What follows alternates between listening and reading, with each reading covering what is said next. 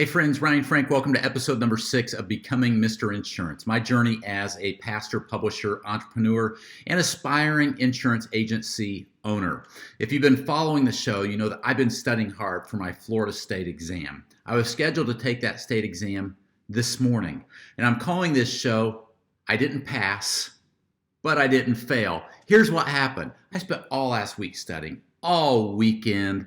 I ignored my kids. I didn't really ignore them, but I studied a lot this weekend. I got up early this morning, 5 a.m., to do a few hours of studying, and I was scheduled to take my test at 8:45 a.m. I logged in early. I had already done a computer check a few days ago, only to find that I couldn't take the test.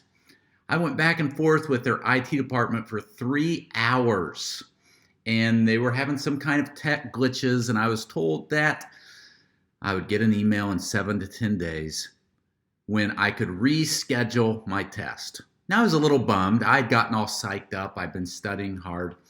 But you know what? I remembered something. Last week I talked to you about Moses. Moses gave all of these excuses when God called him to lead the children of Israel out of Egypt, right? We fast forward the tape. Moses finally accepts the call. The children of Israel are led out of Egypt.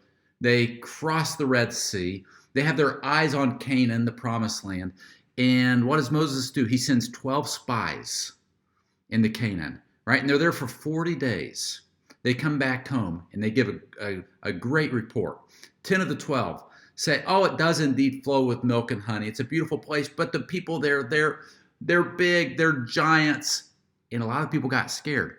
But 2 of the guys, Joshua and Caleb, 2 of the spies, said, you know what, we've got this. God's on our side. Well, God wasn't really happy with the lack of faith demonstrated by the Hebrew children. And he said, because of your lack of faith, you're not going to enter the promised land for 40 years. The spies, they were spying it out for 40 days.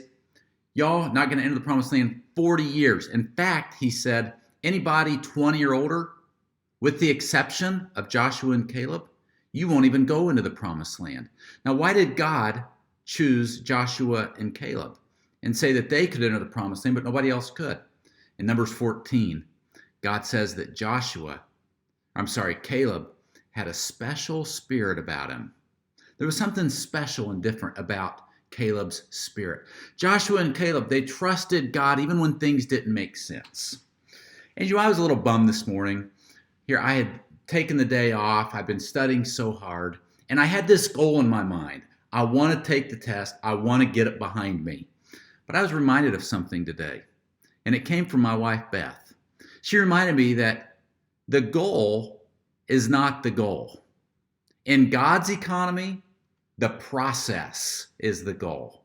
In my mind, the goal was the goal. I want to get this thing done. Beth reminded me that God doesn't always work that way, because God is more interested in what we are becoming instead of what we're doing. I wanted to do this test. I wanted to get it done. I wanted to celebrate and be done and move on. But you know what? Maybe God wasn't ready for that, because God still has some things that he wants to teach me. Good things do come to those who wait. The children of Israel, they waited 40 years in the wilderness. So many of them never got to see the promised land. But eventually, that good thing did come.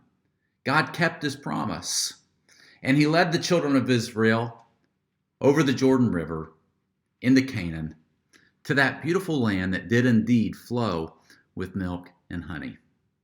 You know, sometimes in the journey, God will push us to our limits, into the very edge of our faith. But that's a good thing, right? Because it teaches us to stay humble. It teaches us to trust him every day, right? And it teaches us to not lean on our own understanding, as Proverbs 3 says, but in all of our ways, trust him. Friends, thanks for tuning in to this episode of Becoming Mr. Insurance. Thanks for letting me share my journey with you. I know I'll be in touch. I'm taking a trip this week to meet with some of my new insurance friends. I'll keep you posted on when this Florida State exam is rescheduled. And Lord willing, we'll get it all behind us one of these days in His time.